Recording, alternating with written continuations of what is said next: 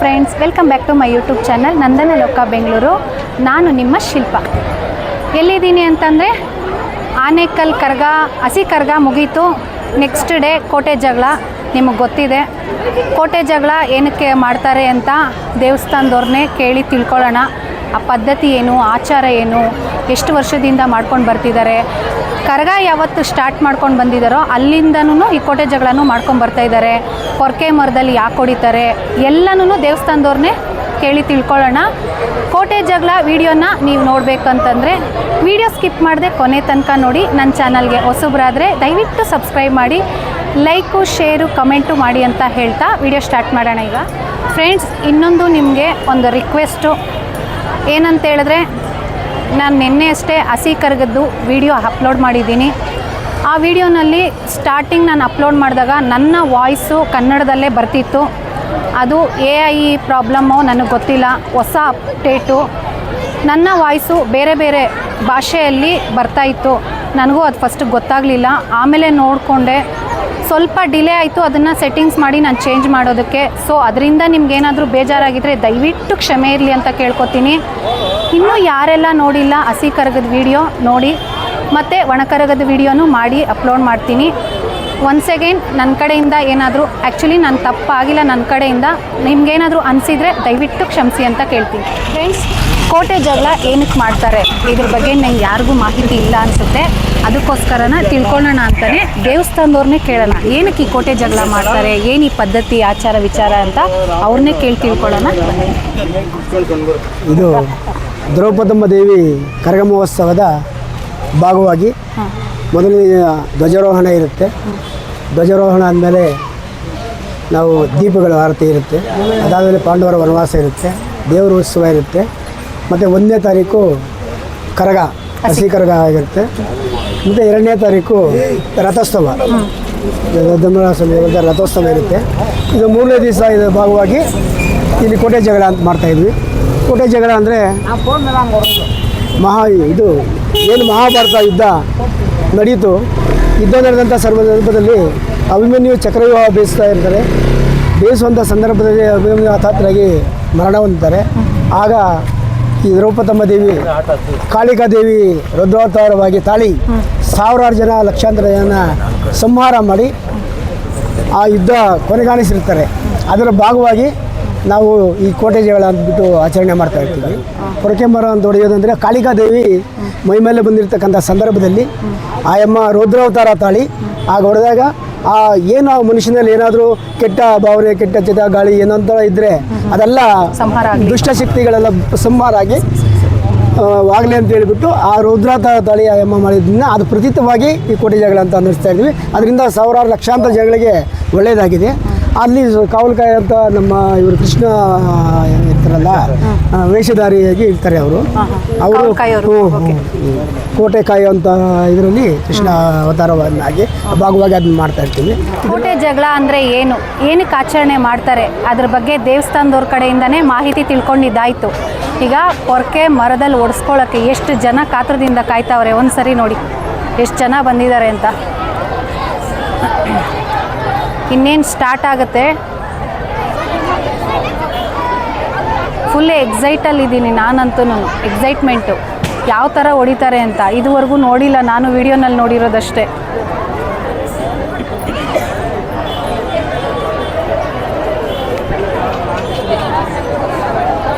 ನೋಡಿ, ಹೊಸ ಮರ, ಹೊಸ ಪರ್ಕೆ ಹೊಡಿಯೋದಕ್ಕೆ ರೆಡಿ ಆಗೈತೆ. ಹೊಡ್ಸ್ಕೊಳ್ಳೋರೆಲ್ಲ ರೆಡಿಯಾಗಿ ನಿಂತವ್ರೆ. ಹೊಡಿಯೋರೊಬ್ರು ಬಂದರೆ ಹೊಡಿಯೋದಷ್ಟೇ. ಇಲ್ಲ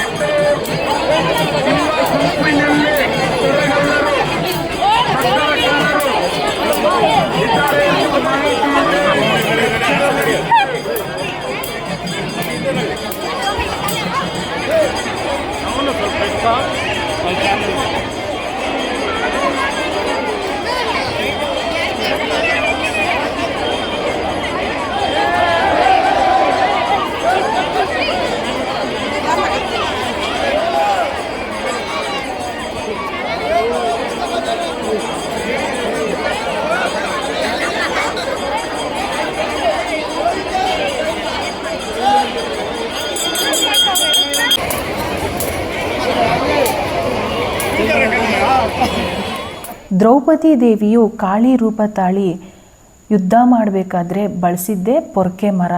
ಸೊ ಅದರಿಂದನೇ ಅದರ ಪ್ರತೀಕವಾಗಿ ಇಲ್ಲಿ ಪೊರ್ಕೆ ಮರದಲ್ಲಿ ಹೊಡೆಯುವಂಥದ್ದು. ಇನ್ನು ಇಲ್ಲಿ ಓಡಾಡ್ತಾ ಇರೋರು ಕೃಷ್ಣನ ಅವತಾರ ಅನ್ನೋ ರೀತಿ, ಕೋಟೆನ ಕಾಯ್ತಾ ಇರೋ ರೀತಿ ಅವರು ಸುತ್ತಾನೇ ಇರ್ತಾರೆ ಅಲ್ಲಿ. ಇನ್ನೊಂದು ವಿಚಾರ ನಿಮಗೆ ಹೇಳಬೇಕಂದ್ರೆ ಫ್ರೆಂಡ್ಸ್, ಹೆಣ್ಮಕ್ಳು ಆ ಕೋಟೆ ದಾಟಿ ಒಳಗಡೆ ಹೋಗೋ ಆಗಿಲ್ಲ. ನಾವು ವಿಡಿಯೋ ಎಲ್ಲ ಮಾಡಿರೋದು ದೂರದಿಂದನೇ, ಅದಾದಮೇಲೆ ಬೇರೆಯವ್ರ ಕೈಯಲ್ಲಿ ನಾವು ಕೊಟ್ಟು video ಮಾಡಿಸ್ಕೊಂಡ್ವಿ.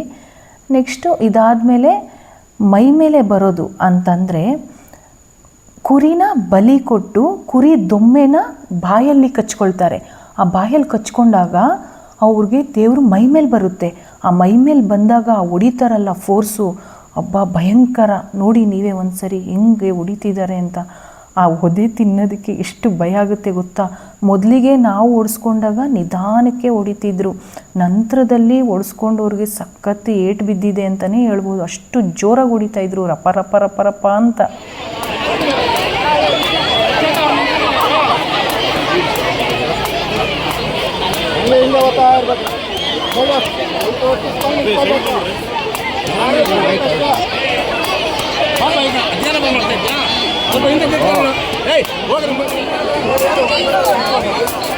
Rama gate ಹಾಸ್ಕೊಂಡು Rama Rama gate ಹಾಸ್ಕೊಂಡು Rama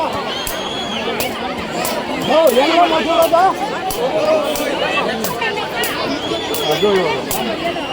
ಒಂದೊಂದು ಗೇಟ್ ಹಾಸ್ಕ ರಾಮ ರಾಮ సైడ్లో ఉండాలా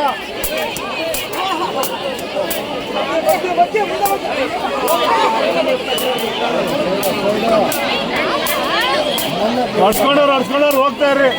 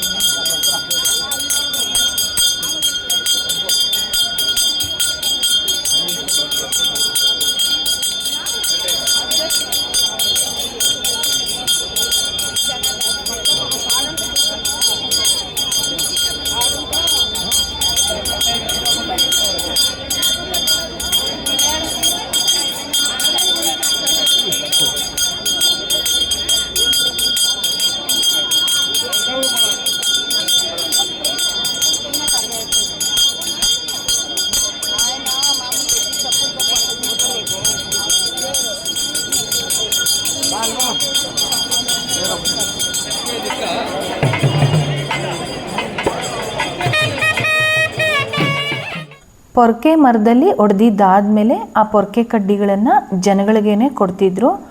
ಆ ಜನಗಳು ಆ ಕಡ್ಡಿನ ತೊಗೊಂಡೋಗ್ಬಿಟ್ಟು ಮನೇಲಿ ಸಿಕ್ಕಿದ್ರೆ ಅದು ಒಳ್ಳೆಯದಾಗುತ್ತೆ ಅನ್ನೋದು ರೀಸನ್ನಿಂದ ಎಲ್ಲರೂ ತೊಗೋತಿದ್ರು. ಸೊ ನಾವು ತೊಗೊಂಡು ಬಂದ್ವಿ.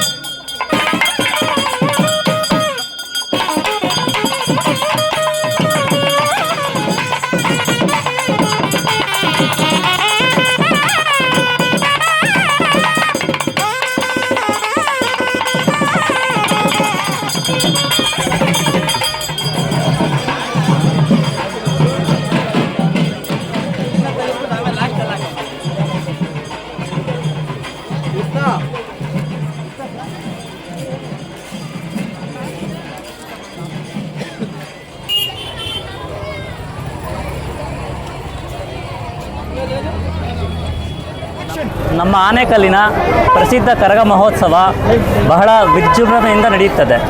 ಅದಕ್ಕೋಸ್ಕರ ಇವತ್ತು ನಾವು ಕೋಟೆ ಜಗಳದ ಪ್ರಯುಕ್ತ ನಮ್ಮ ಸ್ನೇಹಿತರು ಒಂದು 20-25 ಜನ ಸೇರಿ ನಾವು ಅನ್ನದಾನ ಕಾರ್ಯಕ್ರಮ ಏರ್ಪಾಡು ಮಾಡಿದ್ವಿ. ಅದರಲ್ಲಿ ಸ್ಪೆಷಲ್ ಏನು ಅಂದರೆ ಇಡ್ಲಿ ಸಾಂಬಾರು ಮತ್ತು ಪೊಂಗಲ್ಲು. ಇದು ಇವತ್ತಿನ ಸ್ಪೆಷಲ್. ಇಲ್ಲಿ ಎಲ್ಲ ನಮ್ಮ ಸ್ನೇಹಿತರೇ ಸೇರಿ ಸ್ನೇಹಿತರ ಬಳಗ ಅಂತ ಮಾಡ್ಕೊಂಡಿದ್ದೀವಿ. ಅದನ್ನು ಎಲ್ಲ ಸೇರಿ ಇಲ್ಲಿ ಜನಗಳಿಗೋಸ್ಕರ ಅವರಿಗೋಸ್ಕರ ಪ್ರಸಾದನ ಎಲ್ಲ ಹಂಚ್ತಾ ಇದ್ದೀವಿ. ನಮ್ಮ ತಿಲಕ್ ಸರ್ಕಲ್ ಗೆಳೆಯರ ಬಳಗದಿಂದ ಈ ಅನ್ನದಾನ ಮಹೋತ್ಸವವನ್ನು ನೆರವೇರಿಸ್ತಾ ಇದ್ದೀವಿ. ಆನೇಕಲ್ಲಿನ ಪ್ರಸಿದ್ಧ ಕರಗ ಮಹೋತ್ಸವ ಅಂಗವಾಗಿ ಇಂದು ಕೋಟೆ ಜಗಳ ಆನೇಕಲ್ನಲ್ಲಿ ಹಲವಾರು ವರ್ಷಗಳಿಂದ ನಡೆಯುತ್ತೆ. ಹಾಗೆ ಕುಶಲ್ ಮತ್ತು ಎಲ್ಲ ಸ್ನೇಹಿತರು ಒಂದು 20-25 ಜನ ಸ್ನೇಹಿತರು ಸೇರಿ ಎಲ್ಲವನ್ನ ಸಿದ್ಧತೆ ಮಾಡಿಕೊಂಡು ಒಂದು ವಾರದಿಂದ ಮುಂಚೆ ಸಿದ್ಧತೆ ಮಾಡಿಕೊಂಡು ವಿಶೇಷವಾಗಿ ಎಲ್ಲ ಕಡೆ ಪ್ರಸಾದ ದಾನ ಮಾಡ್ತಾರೆ. ಚಿತ್ರಾನ್ನ, ಪೊಂಗಲ್ಲು ಬೇರೆ ಬೇರೆ. ಇಲ್ಲಿ ವಿಶೇಷವಾಗಿ ಇಡ್ಲಿ, ಸಾಂಬಾರು, ಚಟ್ನಿ, ಪೊಂಗಲ್ಲು ಪ್ರತಿ ವರ್ಷವೂ ಮಾಡ್ತಾ ಇದ್ದಾರೆ. ಇದು ಈಗ ನಡೀತಾ ಇದೆ. ಎಲ್ಲ ಭಕ್ತಾದಿಗಳು ಖುಷಿಯಿಂದ ಸೇವಿಸ್ತಾ ಇದ್ದಾರೆ. ಬೇರೆ ತಿಂಡಿ ಮಾಡೋದು ಈಸಿ.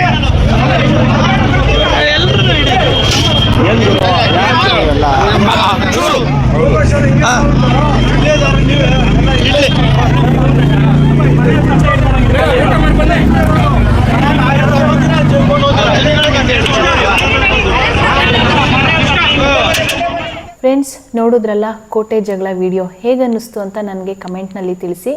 ಇದೇ ರೀತಿ ಆಚರಣೆ ಇನ್ನು ಎಲ್ಲೆಲ್ಲಿ ಮಾಡ್ತಾರೆ, ಯಾವ್ಯಾವ ಊರಿನಲ್ಲಿ ಮಾಡ್ತಾರೆ ಅನ್ನೋದನ್ನು ಸಹ ನನಗೆ ತಿಳಿಸಿ ಅಂತ ಹೇಳ್ತಾ ವಿಡಿಯೋ ನೋಡಿದ್ದಕ್ಕೆ ಧನ್ಯವಾದಗಳು.